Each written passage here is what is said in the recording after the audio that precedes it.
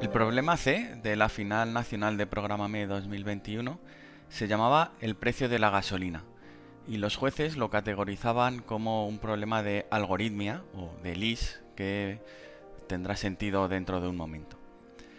Como veis ahí, la tasa de éxito fue bastante baja, con solo 1,32% de los envíos que se recibieron durante el concurso como envíos válidos.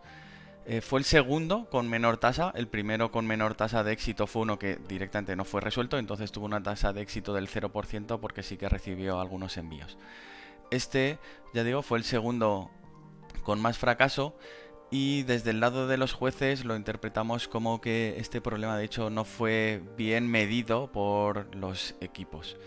Solo hubo 3 equipos que lo consiguieron finalmente, por eso tenemos 3 equipos válidos, pero fue en realidad intentado por 64 equipos para un problema que los jueces categorizaban como uno de los dos, potencialmente de los dos más difíciles, entre este y el otro que digo que comento que no fue resuelto por nadie. Hubo muchos envíos porque se malinterpretó, porque quizá el enunciado daba pie a pensar o a hacer una interpretación diferente, como veremos ahora, de hecho. Entonces muchos equipos que tenían menos experiencia intentaron de manera reiterada este problema una y otra vez, muchísimas veces, y eso hizo que el número de envíos totales pues se incrementara más allá de lo que nosotros mismos esperábamos y por tanto la tasa de éxito también cayera. Hubo un equipo, de hecho, que llegó a hacer hasta 15 intentos en este problema antes de abandonarlo y de ese modo, pues digamos que se llevó el premio a la insistencia infructuosa en el concurso, porque fue el equipo que más envíos hizo a un problema del concurso y que al final no lo consiguió. Curiosamente, en algún otro problema hubo equipos que hicieron más envíos, que hicieron 16 o 17 envíos, pero finalmente sí lo consiguieron. El equipo del que hablo, después de sus 15 intentos, no tuvo el premio de conseguir el Accepted. Hubo algunos otros algunos otros equipos que también sufrieron un procedimiento similar, un proceso similar y lo intentaron 14 veces, 9 veces y tampoco lo consiguieron. Curiosamente, en cualquier caso, el primer equipo que consiguió este problema, en el minuto 146, bastante avanzado el concurso, lo consiguió en su primer intento directamente. Lo envió y consiguió el AC. Los otros dos equipos que lo consiguieron necesitaron 3 intentos y 5 intentos, que está desde luego muy lejos de esos 15 envíos que estoy comentando. Pero en cualquier caso, ¿en qué consistía este problema? Pues este problema estaba ambientado en la ambientación y la historia que cuenta al principio está basada en un anuncio de un coche de los 80 que en realidad se sigue todavía vendiendo en sus diferentes ediciones.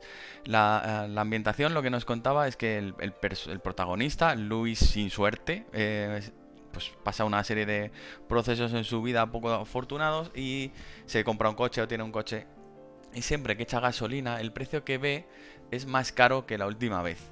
De manera que cada vez que echa gasolina el precio es más alto que la última vez que echó gasolina. Lo que nos pedía el enunciado es que dado el precio de la gasolina, una serie de días, todos los días tenemos registrado el precio de la gasolina, ¿cuál es el mayor número posible de veces que Luis ha echado gasolina de manera que se cumpla esa condición de que Luis siempre ve el precio de la gasolina incremental independientemente de lo que haya pasado entre los días que no ha echado gasolina? Para eso el enunciado nos daba, como siempre, un ejemplo que vemos ahí. Entonces, pues, antes de ver directamente la salida, pues analizamos un poco qué significaba. Vamos a interpretar este primer ejemplo que tiene una secuencia de 4 días con el precio de la gasolina conocido, 1, 2, 3, 4, y ante esta secuencia nos preguntamos cuántos días como máximo ha podido echar Luis gasolina viendo una serie incremental de precios. Asumimos que el primer día echa gasolina, el segundo día también puede echar gasolina porque tiene un precio más caro, el tercer día también puede echar gasolina, el cuarto día también puede echar gasolina, entonces resolver este ejemplo es bastante fácil, echa gasolina los 4 días y los 4 días ve un precio mayor que el día anterior.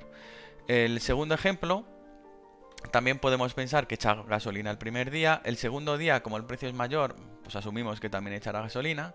El tercer día y el cuarto día no podría echar gasolina porque esos días el precio no es mayor y entonces Luis vería un precio que no es incremental, de manera que echaría gasolina ya el quinto día. Y eso significa que puede como mucho echar gasolina 3 días manteniendo la condición de que siempre ve un precio que va creciendo. Así es que en ese caso también el precio, perdón, la longitud, el número de días que echa gasolina es de 3.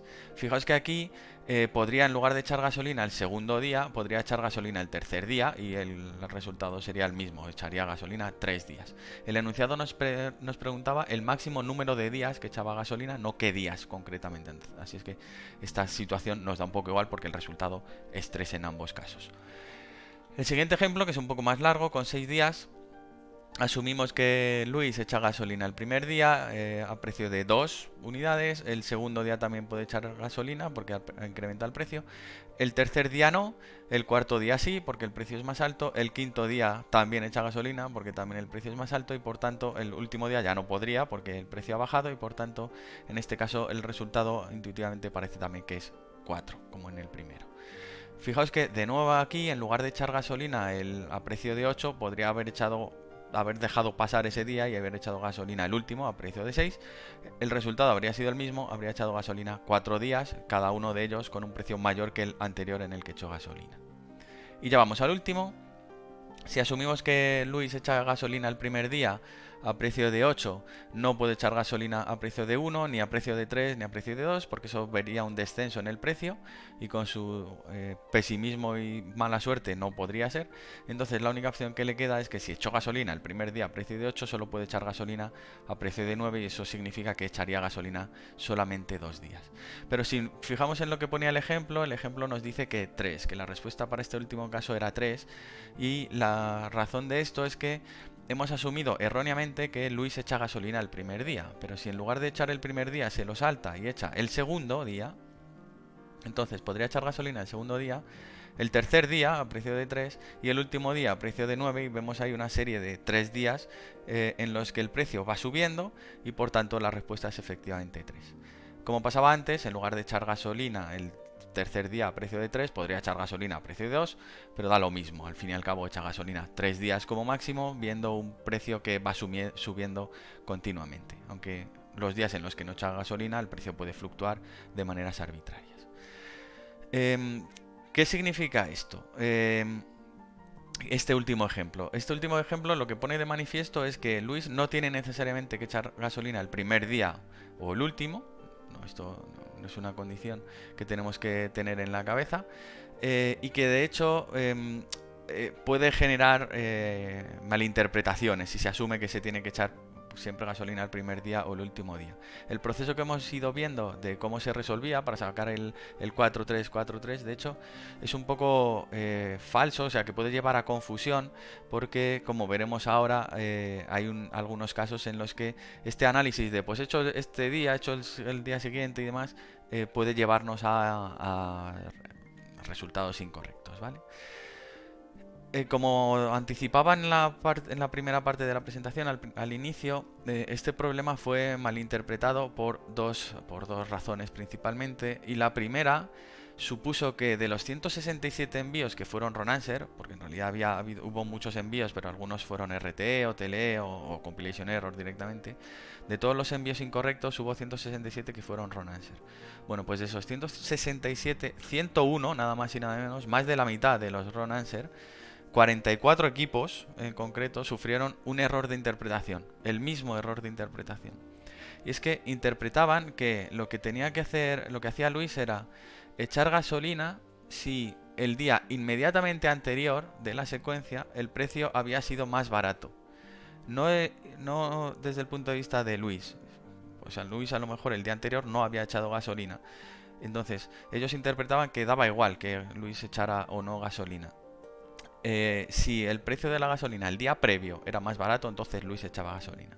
El enunciado hablaba específicamente de que Luis echa gasolina y él, echando gasolina, ve el precio incremental, no los días en los que no va la gasolinera. Lo importante es la percepción de Luis. Pero casualmente, con esta interpretación, en los ejemplos del enunciado todos encajaban.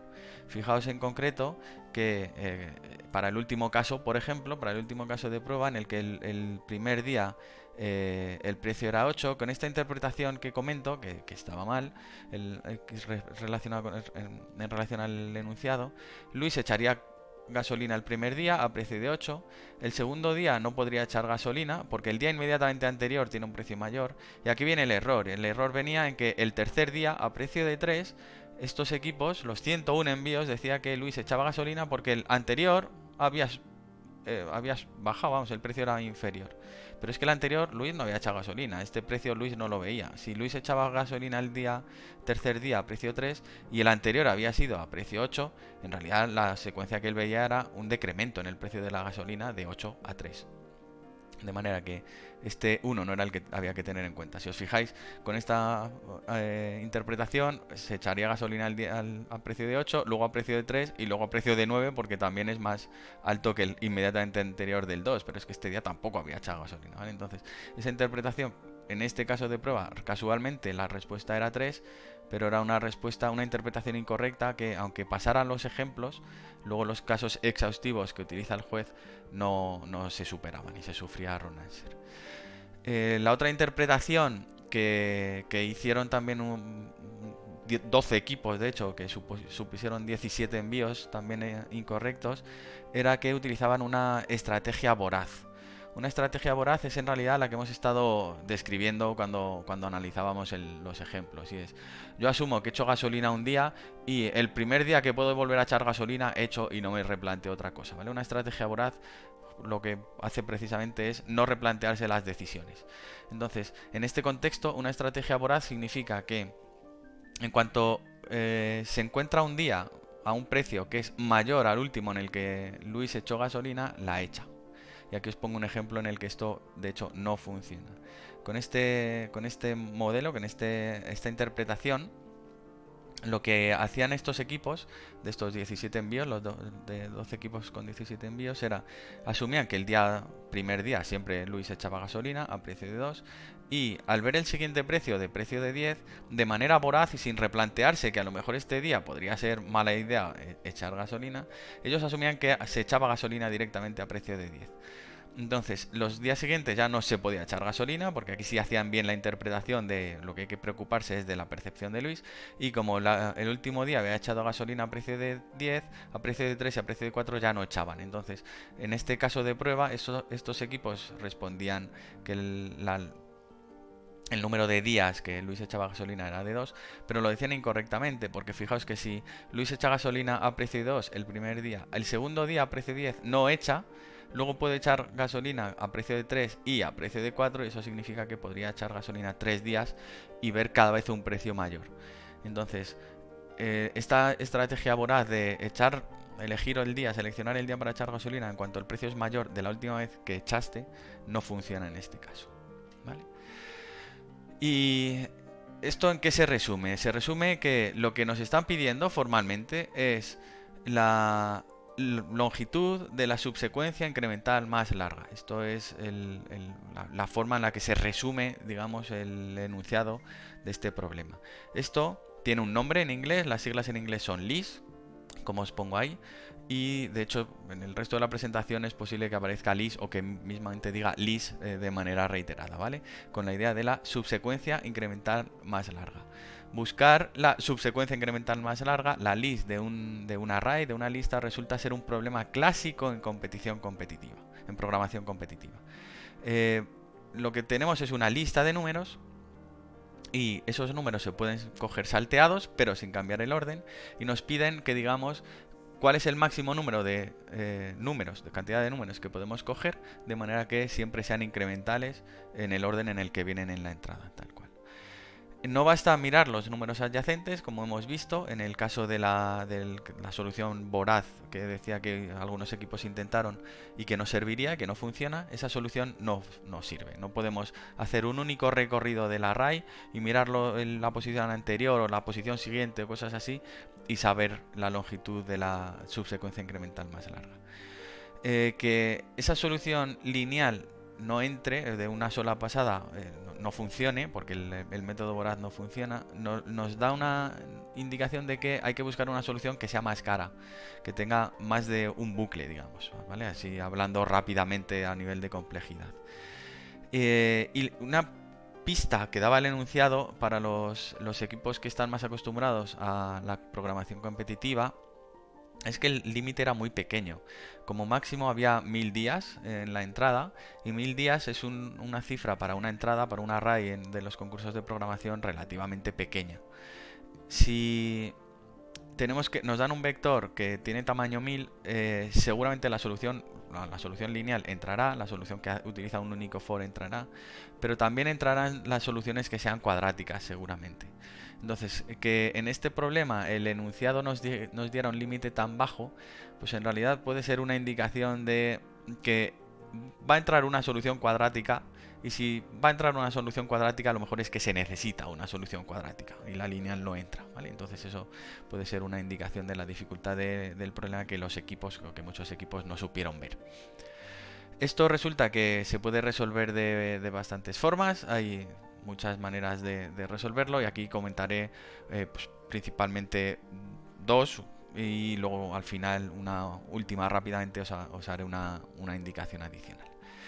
¿Cómo se resuelve? Lo que tenemos que plantearnos es que todas las subsecuencias incrementales tienen un último elemento. Entendiendo por subsecuencias incrementales pues el subconjunto de los números de la entrada que forman una subsecuencia incremental. Tienen un último elemento que termina esa subsecuencia. Entonces, la pregunta que podemos hacernos, aunque parezca que sea un paso atrás, pero la pregunta importante que tenemos que hacernos aquí es que, dado un array con los números que sean, una lista de la secuencia de la entrada, ¿somos capaces de responder a la pregunta de la longitud de la list que termine en un determinado punto, en una posición arbitraria del array? Podríamos ir a una posición del array, la posición 8 de una entrada de 50, y decir, ¿cuál es la longitud de la list, de la subsecuencia incremental más larga que termina en esta posición 8? Si somos capaces de responder a esa pregunta, lo que podemos hacer es calcular ese valor para todas las posiciones del array y quedarnos con la más grande, con la longitud de la list más grande que termina en cualquiera de las posiciones. Porque, como hemos visto durante el análisis inicial, la secuencia del resultado no necesariamente tiene que empezar en el primer elemento, y no necesariamente tiene que acabar en el último. Entonces, no sé cuál va a ser la list más larga, dónde va a estar, así es que le pregunto a todas las posiciones: si tú fueras la última posición de la list, ¿de qué longitud sería hacia atrás? ¿Cómo respondemos a esa pregunta? Para responder a esa pregunta, lo que tenemos es que pensar que ese elemento, que es el último de la list, va a tener un elemento anterior en la secuencia. Si pongamos que ese es un elemento que tiene un valor 8, pues es posible que la list, el subconjunto de dígitos de números anteriores, en el que el 8, ese valor, es el último, habrá una que es el elemento anterior y que irremediablemente tendrá que tener un valor menor, porque si no, no formaría parte de la list. Pues tendrá que ser un 6, un 7 o un 2. Tendrá que ser un valor menor. Y, como hemos visto antes, puede ser cualquiera de los números que haya antes, porque hay que saltarse. A lo mejor me tengo que saltar. La estrategia voraz de mirar en inmediatamente anterior no sirve. Así es que tengo que recorrer todos los elementos anteriores, y para todos los elementos anteriores fijarme cuáles de ellos tienen un valor que es menor. Y para esos, los que tengan un valor menor, esos 3 en este ejemplo, supongamos que esos tienen un valor menor que la posición por la que estoy preguntando la longitud de la list, lo que tengo que hacer es preguntarles a esos números, a esas posiciones: oye, y si tú fueras la última posición de la list, ¿cuál sería tu longitud? Y esa longitud que me den esas 3 posiciones, me quedo con la más grande, y digo, vale, pues te utilizo a ti como predecesor para la list, y sumamos 1, y el resultado de la longitud de la list que termina en la posición actual, en la de la interrogación, es 1 más de la mayor de las lists de las posiciones que tienen valores menores. Esa es la idea. Esto significa que para calcular, con este planteamiento, para calcular la longitud de la list de una posición, miramos hacia atrás y le preguntamos, hacemos la misma pregunta a posiciones anteriores. Y esto claramente lo que nos está diciendo es que la solución que estamos buscando en este caso, con esta idea, es recursiva. Y recursiva hasta el extremo de que aquí está el código. Fijaos que este método, esta función que os pongo aquí, que está programada en C++, pero es fácil de entender y se puede pasar a cualquier otro lenguaje, lo que tenemos es una función que recibe una lista y un array y recibe una posición dentro de este array y devuelve, eso es lo que queremos conseguir, devuelve la longitud de la list, de la subsecuencia incremental más larga, que termina en la posición n. A lo mejor esta lista tiene 100 elementos y este n es la posición 8. Pues de la posición 9 hacia arriba los voy a ignorar, voy a mirar solamente de los 8 anteriores para confirmar cuál es la list, la longitud de la list que termina en la posición 8. ¿Cómo lo resolvemos? Bueno, pues lo resolvemos empezando con el caso base. El caso base es, si la posición es la 0, entonces no hay nadie detrás de mí a quien mirar y entonces la longitud de la subsecuencia incremental más larga de una lista de tamaño 1 es irremediablemente tamaño 1.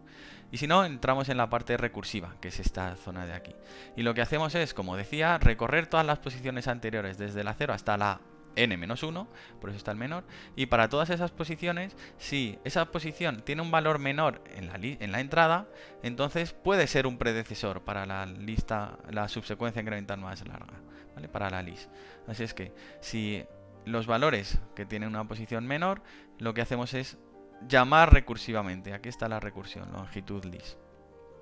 Volvemos a preguntarle para esa posición, para la posición que estoy analizando ahora mismo y que resulta tener un valor menor que yo mismo, te pregunto cuál es la longitud de la list y me acumulo el mayor de todas estas llamadas que realicemos durante el for. Y lo que hacemos es devolver el valor acumulado, el máximo de estos valores, sumándole 1, que somos nosotros mismos de la posición que estamos analizando. Como curiosidad, fijaos que de hecho este caso base ni siquiera haría falta ponerlo realmente en el código, porque si n es 0, lo que vamos a hacer es que en este bucle no se va a entrar, no se va a dar ninguna vuelta y vamos a terminar devolviendo 1, porque el R lo hemos inicializado a 0. Así es que esta solución, en realidad este código se puede todavía recortar más y hacerlo en menos líneas aún. Y conceptualmente funciona.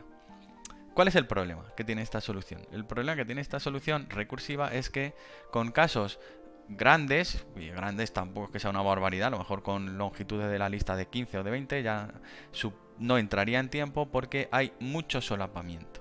En la práctica nadie en el concurso intentó esta solución, así es que los TLs que hubo no se produjeron por haber utilizado esta solución recursiva, pero lo importante de la solución recursiva es que interioricéis cómo funciona, ¿vale? Aunque luego no nos sirve porque nos sirve como primer paso para entenderla de verdad.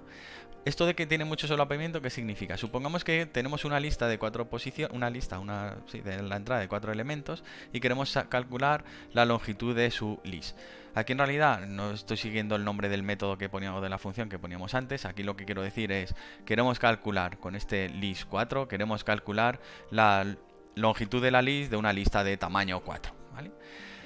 Para calcular esta lista de tamaño 4, lo que hemos visto que hacemos es preguntar a las posiciones anteriores que tengan un valor menor, el 0, el 1, el 2, el 3, bueno, el 0, 1, 2 o 3, para las posiciones que tengan menos, un tamaño más pequeño, ¿vale? En realidad, digamos que la recursión solo va a llamar, como hemos visto, a aquellas que efectivamente tengan un valor menor. Aquí voy a asumir que se llaman a todas por simplicidad, que tenemos una secuencia incremental, y entonces vamos a llamar al list 3, al list 2, al list 1, al list 0, a las posiciones anteriores, de la 0 a la 3. En realidad en el código el for era del 0 al 3, aquí he pintado las llamadas de mayor a menor en el orden inverso, pero da igual, ¿vale? Lo importante es que para calcular la longitud de la list del último elemento de esta lista de 5 elementos, en realidad, en la posición 4, lo que vamos a hacer es potencialmente, en el peor de los casos, llamar a la list recursivamente de cada una de las posiciones anteriores.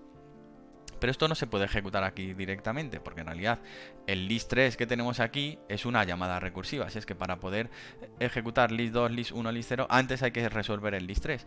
Y resolver el list 3 significa que el list 3 potencialmente también va a llamar al list 2, list 1 y list 0 si estas posiciones tienen valores menores que el de la posición 3. Y a su vez, este list 2 va a llamar al del list 1 y el list 0, y este list 1 va a llamar al list 0. Y no hemos acabado aún, porque aquí tenemos este list 1 que para ser resuelto tendrá que llamar al list 0. Y ahora sí, este subárbol, esta zona ya la tenemos resuelta, pero nos falta todavía este list 2 que llamará al list 1 y al list 0. Este list 1 llamará al list 0 y este list 1 que nos queda aquí todavía llamará al list 0 también.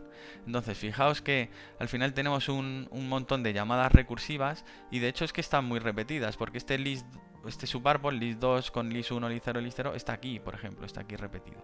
¿Vale? Esto tampoco es que sea muy grande y de hecho la llamada recursiva para una lista de 5 posiciones, de la 0 a la 4 como este caso, entraría de sobra en tiempo. Pero si esto lo hacemos más grande, en lugar de aquí un 4 ponemos un 40, vamos a tener muchísimas llamadas recursivas que se repiten.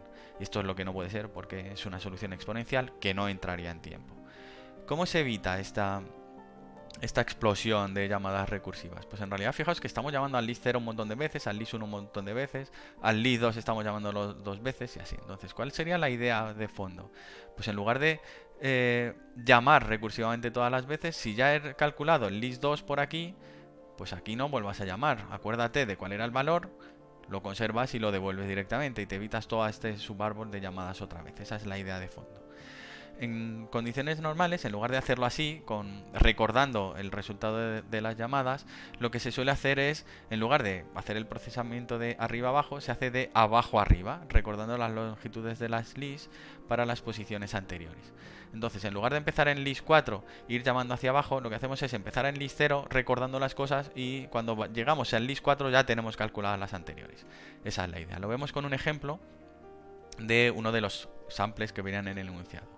Tenemos en la entrada una lista de 2, 3, 2, 4, 8 y 6 y lo que queremos calcular es la longitud de la list para cada una de estas posiciones. Esto es lo que vamos a ir rellenando de abajo arriba, ¿vale? Desde la posición 0, 1, 2, 3 y 4, 5, así hacia arriba, ¿vale? Aquí las tenemos. Entonces empezamos diciendo, bueno, ¿cuál es la longitud de la list de la posición 0? De lo que en el enunciado sería el día 1.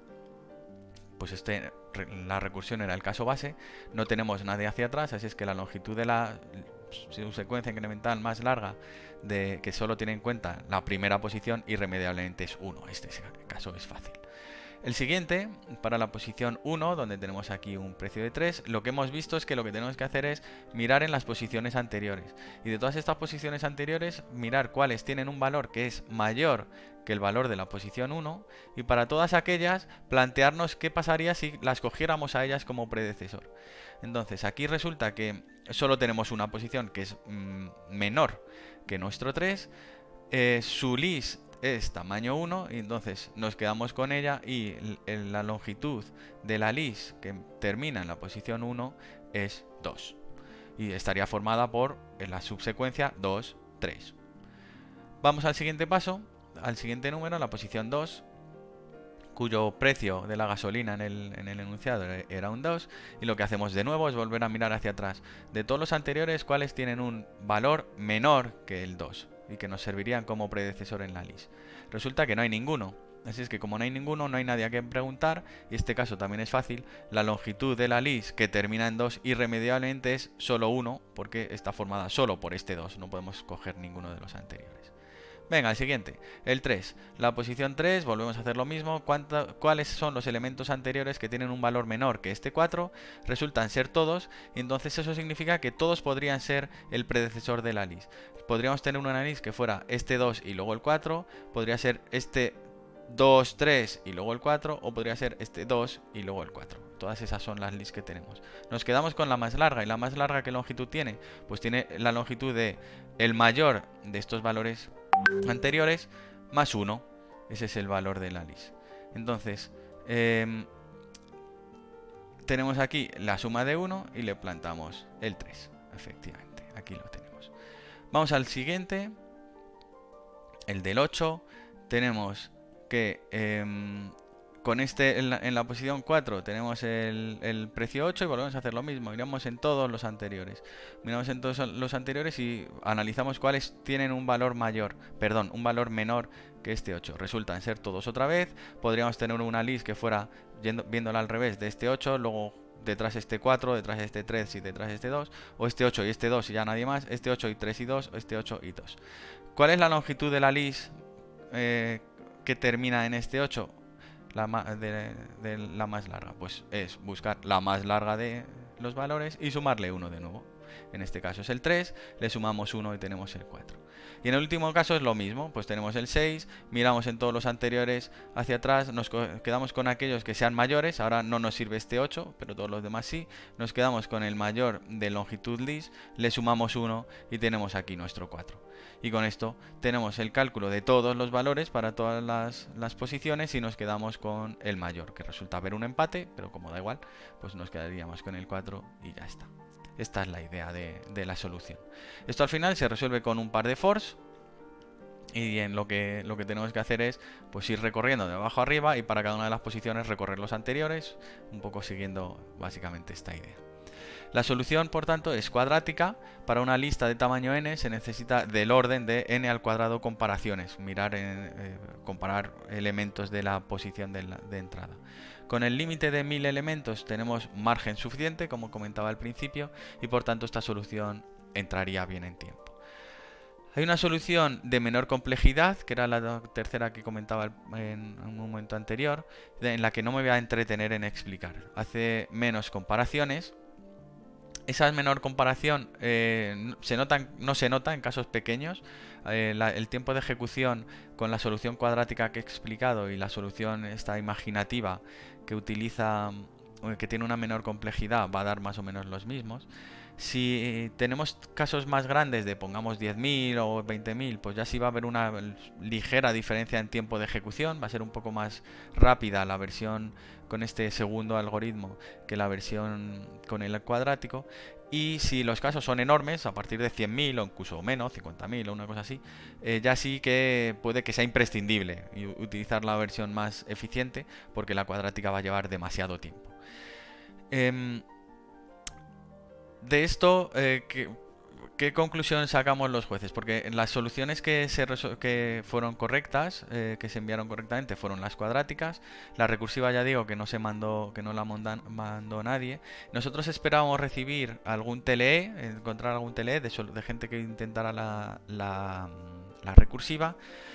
Pero aunque hubo TLEs, hubo en concreto 29 TLEs por 11 equipos, ninguno de esos TLEs fueron debidos a una elección incorrecta del enunciado del algoritmo. Nadie utilizó la solución cuadrática.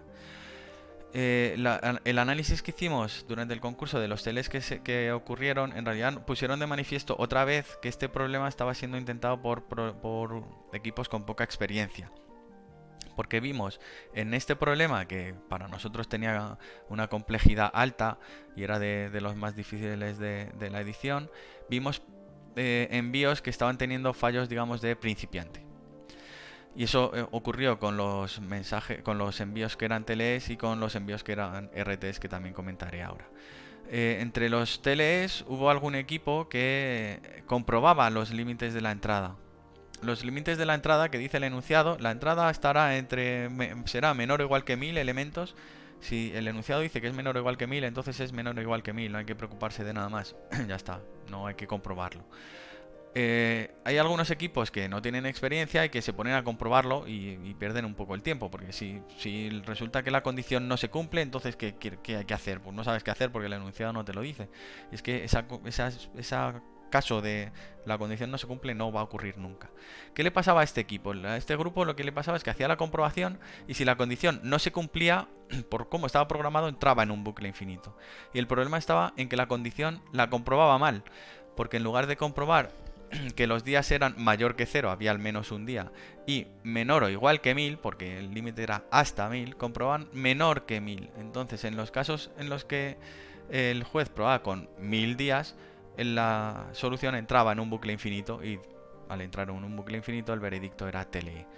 No pasaba nada en la práctica porque la solución estaba mal, era una solución lineal y habría sido un wrong answer en cualquier caso. Pero bueno, el veredicto al final pues pudo desconcertar a este equipo que veía un TLE para una solución que era lineal y que no entendían qué pasaba. Y el problema era pues una comprobación que no tenían que hacer, que les jugó una mala pasada y les ocasionó este TLE. También hubo TLEs de lo que nosotros cariñosamente llamamos TLEs por aburrimiento.